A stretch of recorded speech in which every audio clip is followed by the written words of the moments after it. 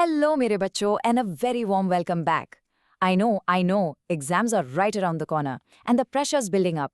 But please don't you worry one bit.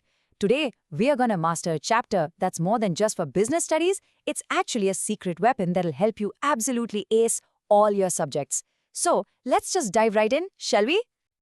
So, does this look familiar?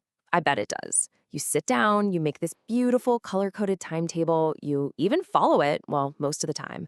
You're putting in the hours, you're working so hard, but when the test results come back, you're still stuck at the same score.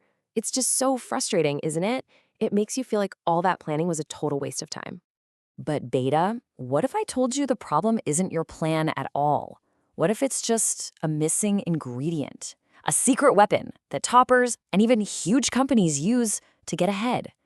And that weapon is controlling. It is the magic link that finally connects all your hard work to those amazing final grades you want. So, what exactly is this magic word, controlling?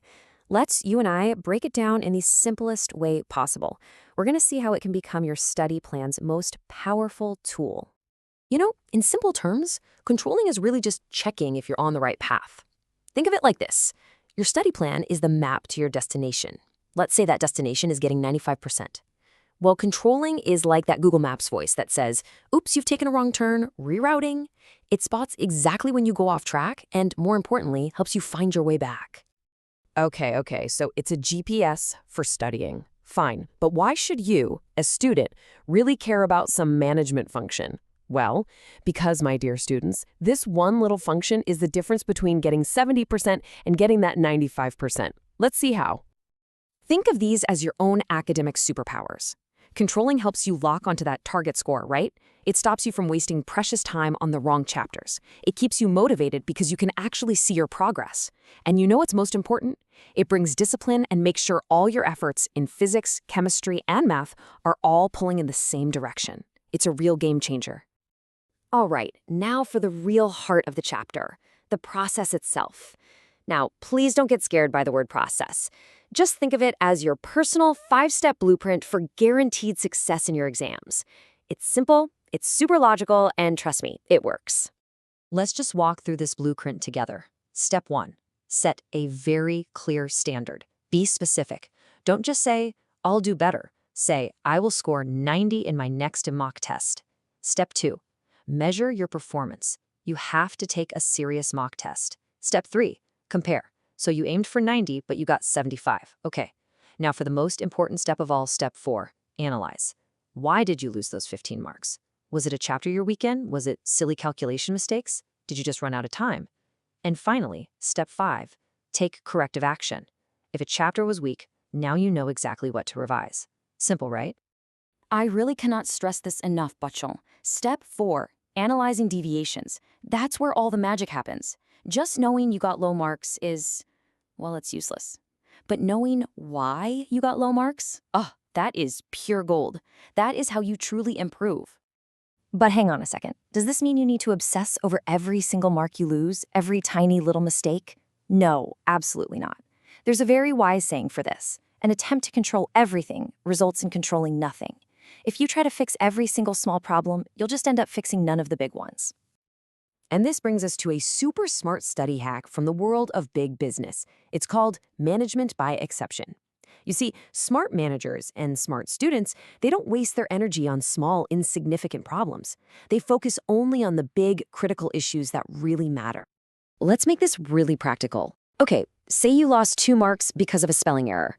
Is it a problem? Yes, of course, but it's low priority. You can just be a bit more careful next time. But what if you lost 15 marks because an entire chapter was a complete blank for you?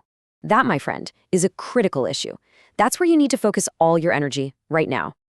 Okay, now let's talk for a minute about the relationship between the first function we learned, planning, and this one, controlling. You see, they aren't just related. They are like inseparable best friends, like BFS. You just can't have one without the other. So here's how they work together. Planning is always forward-looking. It's about making the map for your journey. Controlling, on the other hand, is backward-looking. It's checking if you actually followed the map. Planning tells you what to do, while controlling tells you how well you did it. A plan without control is just a dream. And trying to control without a plan is, well, it's pointless. What are you even checking against? They are two sides of the very same coin.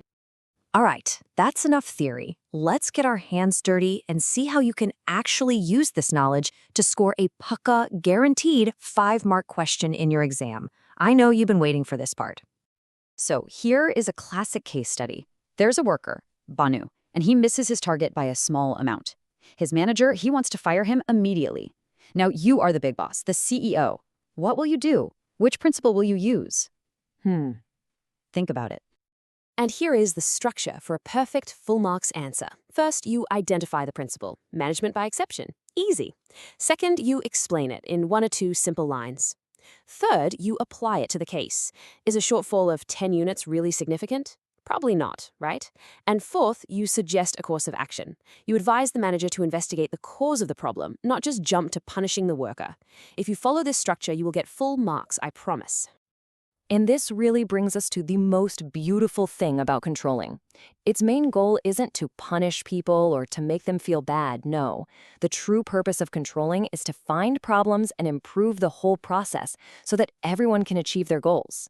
It's a positive, forward-looking function. So, let's do a quick recap of the key takeaways. First, controlling is what turns your plan into a real achievement.